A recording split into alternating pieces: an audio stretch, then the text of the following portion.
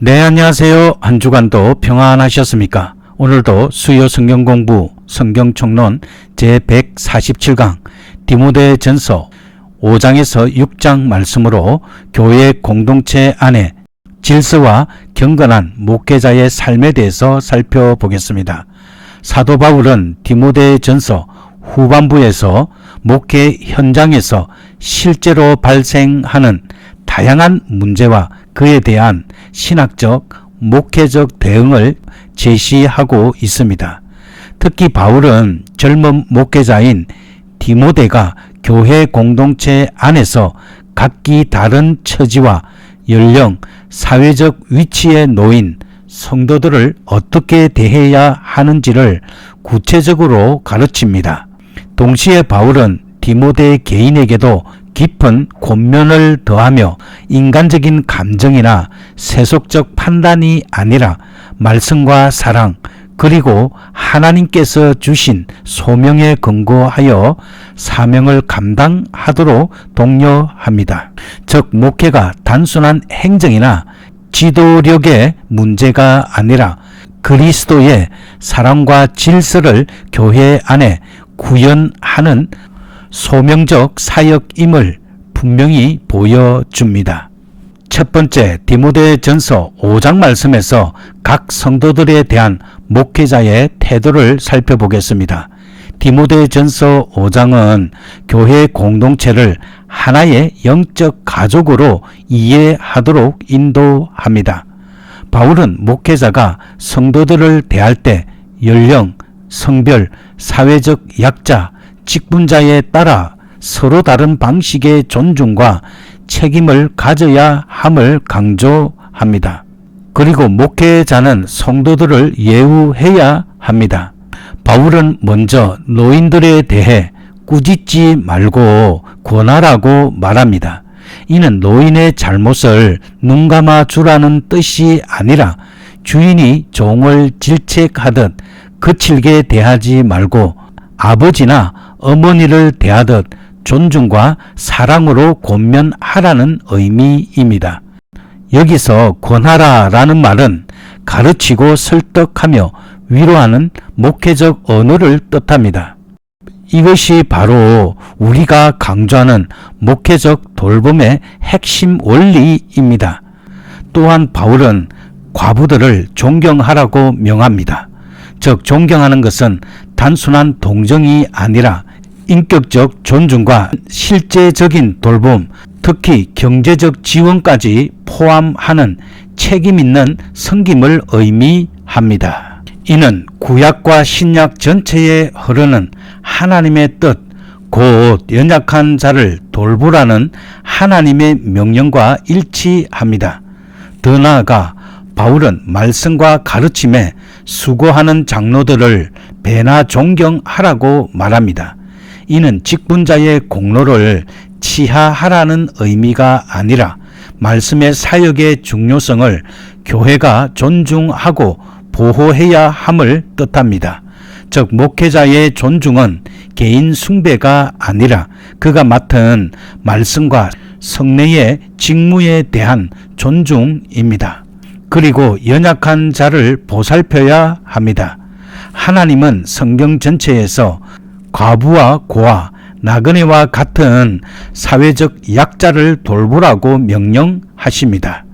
이는 선택사항이 아니라 교회 공동체가 반드시 감당해야 할 사명입니다. 바울은 교회가 개인의 경건만을 강조하는 공동체가 아니라 이웃의 필요를 실제로 책임지는 공동체가 되어야 함을 전제합니다. 이 돌봄은 구원의 조건이 아니라 이미 받은 은혜가 이웃 사랑으로 열매 맺는 성화의 영역에 속합니다. 하나님께서 성도들에게 물질과 건강을 주신 목적은 그것을 통해 이웃을 섬기게 하기 위함입니다. 둘째, 디모데전서 6장 1절에서 10절 말씀에서 종과 경건한 목회자의 도리에 대해서 살펴보겠습니다. 바울은 당시 사회 구조 속에 존재했던 노예 제도를 외면하지 않고 그 안에서 그리스도인이 어떠한 태도로 살아야 하는지를 가르칩니다. 동시에 경건을 가장한 탐욕을 강하게 경고합니다. 하나님 앞에 경건한 자는 자족과 겸손을 배워야 합니다. 바울은 믿지 않는 주인을 섬기는 종들에게도 사랑과 존중으로 섬기라고 권면합니다. 그 이유는 단순한 사회 질서 유지가 아니라 하나님의 이름과 복음이 비방받지 않도록 하기 위함입니다. 이는 루트의 소명론과 깊이 연결됩니다. 즉 종의 자리에서도 그리스도인은 하나님께 영광을 돌리는 삶을 살 수 있습니다. 또한 믿는 주인을 섬기는 종들에게 형제라고 하여 업신여기지 말고 더욱 잘 섬기라고 가르칩니다. 신앙은 사회적 책임을 약화시키는 것이 아니라 오히려 더 큰 성실함으로 이끌어야 합니다. 바울은 경건하지 못한 자들의 전형으로 당시 거짓 교사들과 영지주의자들을 언급합니다. 이들은 경건을 이익의 수단으로 삼았고 말장난과 변론으로 사람들의 관심과 물질을 추구했습니다.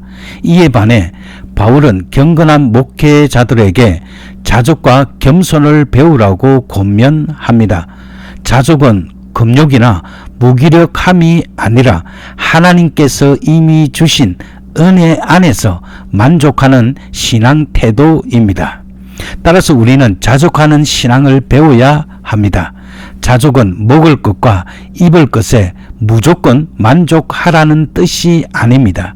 그것은 이 세상에 대한 집착을 내려놓고 영원한 하나님 나라의 관점에서 현재를 살아가는 태도를 의미합니다. 물질과 명예는 목적이 아니라 도구이며 진정한 행복은 하나님과의 교제 속에서 주어진 소명을 충실히 감당하는 데 있습니다. 세 번째, 디모데전서 6장 11절에서 21절 말씀에서 디모데를 향한 바울의 마지막 권면을 살펴보겠습니다. 이 단락은 디모데전서 전체를 요약하는 결론부입니다. 바울은 디모데를 하나님의 사람이라고 부르며 목회자의 정체성과 싸움의 본질을 다시 한번 상기시킵니다. 먼저 하나님의 사람이 지켜야 할 훈계를 살펴보겠습니다. 바울은 먼저 디모데에게 탐욕과 교만, 거짓 논쟁과 같은 죄악의 요인들을 피하라고 말합니다. 이어서 적극적으로 의와 경건, 믿음과 사랑, 인내와 온유를 조철하고 권면합니다. 이는 율법적 자기 완성이 아니라 복음 안에서 형성되는 성화의 방향성입니다. 또한 바울은 믿음의 선한 싸움을 싸우라고 말합니다. 이 싸움은 사람과의 싸움이 아니라 거짓 복음과 죄된 욕망 그리고 하나님을 대적하는 모든 사상과의 영적 싸움입니다. 부한자들을 향한 권면 역시 매우 실제적입니다. 바울은 그들에게 교만하지 말며 재물에 소망을 두지 말며 하나님이 주신 것을 감사히 누릴 것이며 선한 일에 사용하며 나눌 것을 명합니다. 이는 재물을 악으로 규정하지 않으면서도 재물이 마음의 주인이 되는 것을 경계하는 복음적 균형입니다. 끝으로 바울은 디모데에게 맡겨진 복음을 지키며 망령되고 허탄한 변론을 피하라고 당부합니다. 이는 교회가 언제나 직면하는 유혹, 새로움과 유행, 인간의 지혜에 대한 경계입니다. 따라서 그리스도인은 믿음의 선한 싸움을 싸우는 사람들입니다. 세상 사람들은 무엇을 위해 싸워야 하는지조차 모른 채 욕망과 본능에 휘둘리다가 인생을 마감합니다. 그러나 성도들은 영원한 것을 위해 싸우는 사람들입니다. 바울이 디모데에게 남긴 모든 권면은 결국 하나의 명령으로 요약됩니다. 믿음의 선한 싸움을 싸우라 입니다. 이 싸움에서 승리하는 길은 인간의 의지가 아니라 그리스도의 은혜에 굳게 붙드는 것입니다. 이것이 디모데가 목회자로 바로 설 수 있는 유일한 길이며 오늘날 모든 목회자와 성도들이 반드시 붙들어야 할 진리입니다. 이제 네 번째로 교회의 권징에 대해서 살펴보겠습니다. 교회의 권징이란 교회의 교리적, 도덕적 순결을 보존하기 위한 영적 제도로서 복음의 진리 안에서 벗어난 이단적 가르침이나 중대한 윤리적 죄를 범하고도 회개하지 않는 교인에게 교회가 시행하는 징계 행위를 말합니다. 이는 일반 사회의 형벌이나 보복과는 성격이 다르며 교회의 신앙적 거룩함을 지키기 위한 영적 조치입니다. 따라서 권징은 벌을 목적으로 하지 않고 경고, 권면, 수찬 정지와 같은 영적 수단을 통해 시행됩니다. 권징의 목적은 두 가지 성격을 동시에 지닙니다. 하나는 교회 공동체의 순결을 지키는 정화적 목적이며 또 다른 하나는 범죄한 개인을 회복시키려는 치유적 목적입니다. 즉 권징은 공동체 보호와 개인 구원을 함께 추구합니다. 권징의 목적을 세 가지로 정리하면 다음과 같습니다. 첫째, 악한 자들로 하여금 하나님의 이름을 더 이상 욕되게 하지 못하게 하기 위함이며, 둘째는 그들의 악한 영향으로부터 교회를 보호하기 위함입니다. 셋째는 궁극적으로 징계를 통해 죄인이 회개하여 다시 구원에 이르게 하기 위함입니다. 따라서 권징은 단순한 배제가 아니라 교회의 거룩성과 죄인의 회복을 동시에 지향하는 행위입니다. 권징의 성경적 근거는 다음과 같습니다. 구약 이스라엘 공동체는 고의적인 범죄자에 대해 백성 중에서 끊어짐이라는 엄정한 처벌이 규정되어 있습니다. 참고 성경 구절은 출애굽기 30장 33절, 레위기 17장 4절과 9절입니다. 이는 단순한 신분 박탈을 넘어 추방이나 사형까지 포함하는 개념이었습니다. 이후 유대 사회에서 사형권이 제한되자 출회 조치가 그 기능을 대신하였습니다.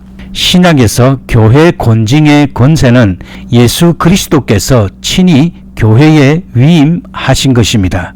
예수께서는 사도들에게 천국 열쇠의 권세를 주시며 메고 푸는 권세를 허락하셨다고 마태복음 16장 19절은 말씀하고 있으며, 요한복음 20장 23절에는 죄를 사하는 권세와 보류의 권세도 맡기셨다고 말씀하고 있습니다. 이에 따라 교회는 성령의 인도하심 아래 권징을 행사할 수 있습니다. 사도 바울 역시 죄인을 출교할 것을 명했고 이단자들과의 교제를 금함으로 교회의 거룩함을 지키도록 가르쳤습니다. 디모데전서 5장 19절에서 25절 말씀에서 권징을 행사할 때 주의할 점을 살펴보겠습니다. 권징에 대한 목회 지침은 다음과 같습니다. 바울은 디모데에게 권징을 시행할 때 극도의 신중성과 공정성을 요구하였습니다. 개인적 감정이나 편견, 성급한 판단에 따라 징계를 내려서는 안 되며, 특히 장로에 대한 송사는 두세 정인의 확정 없이는 받아들이지 말라고 하였습니다. 이는 직분자 보호를 통해 교회의 질서를 지키기 위함입니다. 그러나 장로의 죄가 분명히 드러날 경우에는 공개적으로 엄히 징계하여 공동체 전체에 경고가 되게 하라고 명합니다. 또한 직분자들을 세울 때에도 충분한 검증이 필요하며 권징은 교회 전체에 영향을 미치는 사안이므로 더욱 신중히 다루어야 합니다. 바울은 교회의 순수성을 유지하기 위해 권징이 반드시 필요하다고 강조합니다. 그러나 동시에 경솔하거나 편파적인 권징은 또 다른 분열과 상처를 낳을 수 있음을 경고합니다. 그러므로 오늘날 교회 역시 성경적 원칙과 사랑, 공정함에 기초한 신중한 권징을 통해 공동체의 거룩함과 질서를 지켜 나가야 할 것입니다. 교회의 권징은 처벌이 아니라 거룩함을 지키고 회복을 이루기 위한 복음적 사역이며 교회의 순결과 죄인의 회개를 동시에 목표로 삼는 성경적 책임입니다. 이제 기도하도록 하겠습니다. 은혜로우신 하나님 아버지, 그리스도의 피로 사신 교회를 사랑과 질서 가운데 세워주심에 감사드립니다. 우리로 하여금 각 사람을 존귀하게 여기게 하시고 연약한 이들을 외면하지 않으며 주님께 맡기신 자리에서 겸손과 자족으로 섬기게 하옵소서. 재물과 욕심에 마음을 빼앗기지 않게 하시고 오직 살아계신 하나님께 소망을 두며 믿음의 선한 싸움을 끝까지 싸우게 하옵시고 맡겨주신 복음을 지키게 하시고 말씀과 사랑으로 교회를 돌보는 신실한 주의 종들이 되게 하여 주시옵소서. 우리 주 예수 그리스도의 이름으로 기도드립니다. 아멘.